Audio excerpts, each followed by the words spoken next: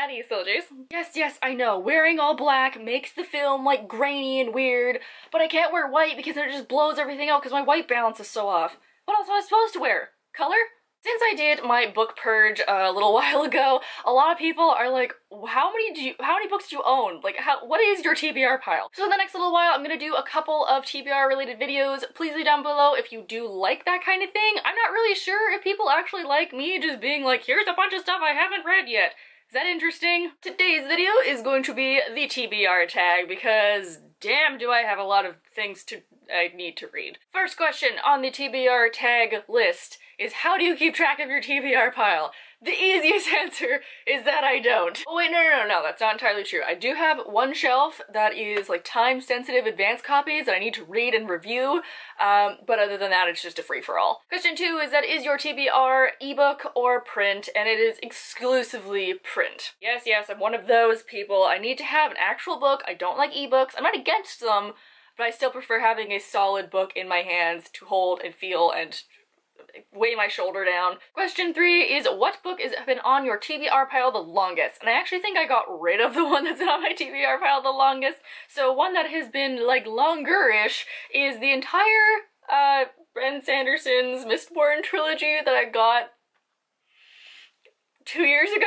Everyone was like, you gotta read it, so I bought the whole series at a thrift store, and it's still here. On the opposite side of the spectrum, question number 4 is, what is a new book to your TBR pile? And that is Dear Martin by Nick Stone. I'm really excited to read this one because I really enjoyed The Hate You Give by Angie Thomas, and everyone's telling me this is a really good follow-up book to read, so this one might be next. Number 5 is to name a book on your shelf that is there solely based on the cover because it's beautiful, and this one has a friggin' beautiful cover, and that is Glass Sword by Tori Aveyard. I've not read this because I heard iffy things on it, but I just keep thinking to myself, the cover's so beautiful. You are gonna have to love it. You're gonna have to read it one day so you could have it on your shelf as like a full series because the series is so beautiful. Is this an absolutely ridiculous reason for keeping this on my shelf?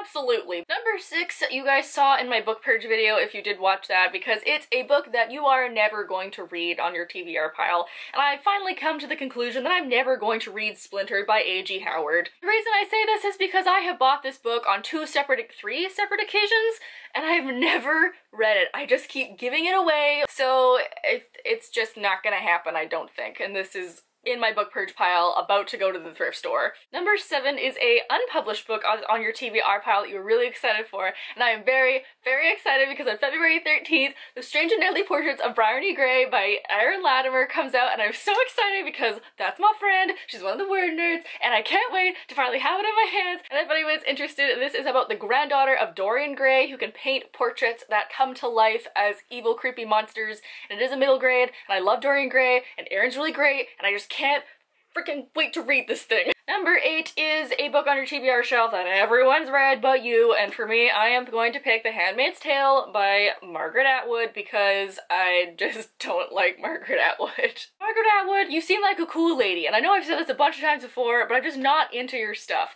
I really did not like your short stories. I think they're just way too symbolic and boring, and I tried reading it. As you can see, I have started this, and I just can't get into it. Number 9 is a book on your TBR pile that everyone recommends you, and not everybody, but an awful lot of my friends have recommended me Station 11 by Emily St. John Mandel. I'm actually reading it right this second. This is about a troupe of traveling actors in the apocalypse after a flu has wiped out the majority of the world.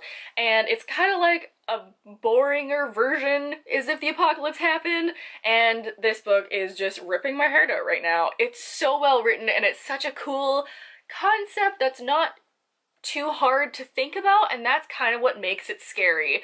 But I think it's just absolutely brilliant. I can't believe I didn't read this earlier. Number 10 is a book that you are dying to read.